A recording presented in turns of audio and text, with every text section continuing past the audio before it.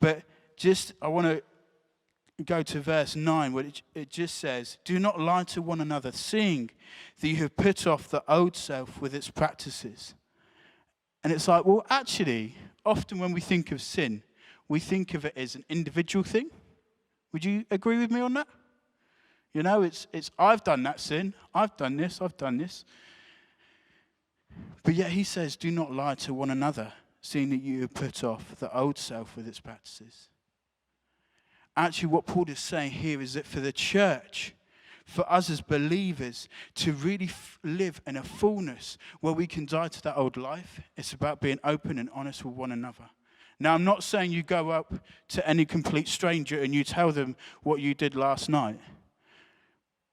But what I'm saying is actually that we're accountable to one another, that we don't hide these things. Now, unfortunately, there is a culture within the church, and I'm not talking about just this church, I'm talking about the church wider, where actually we see sin as this thing that's a shameful thing, and that's what happened in Genesis. If we look in Genesis 1, when Adam and Eve sinned, they felt shame.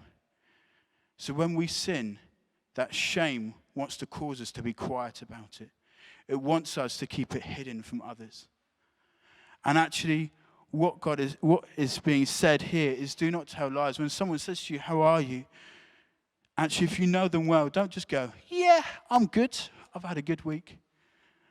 Actually, if we really want to see a change and revival in our nation, it starts with the church being real about what is going on in our lives, that accountability.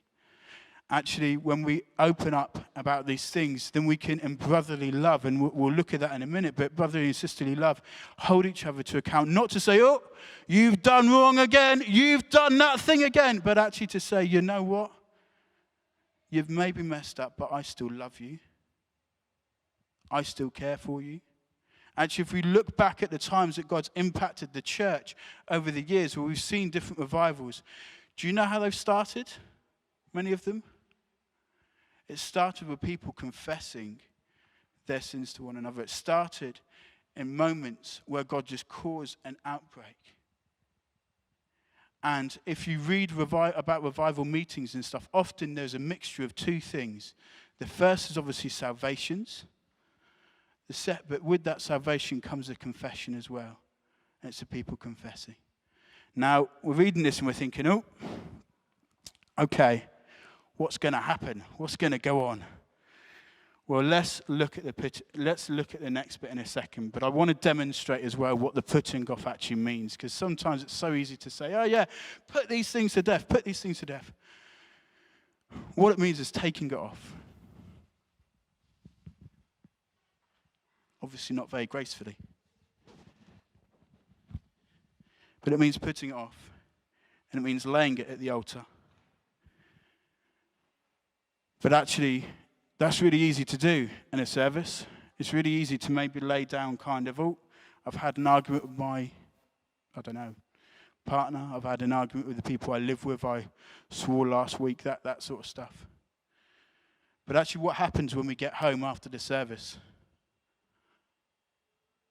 Once we've had a kind of that moment amongst other believers, actually that's where we need to say, Lord, search my heart. Search my heart. Is there something within me that's putting the things of this earth before you?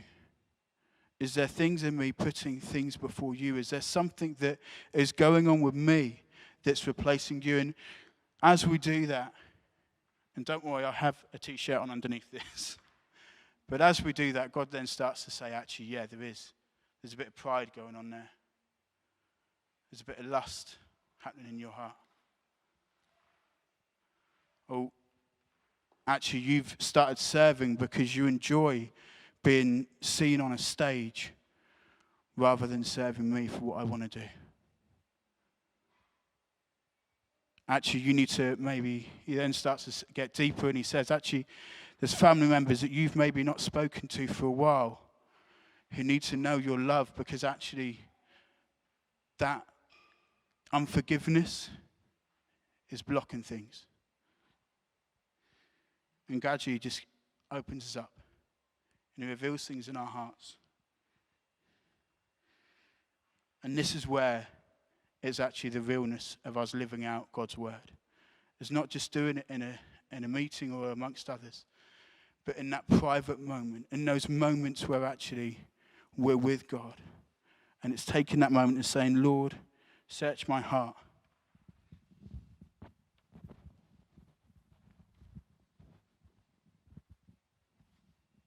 And then we take those things and we say, Lord, I need you to help me let go of these things.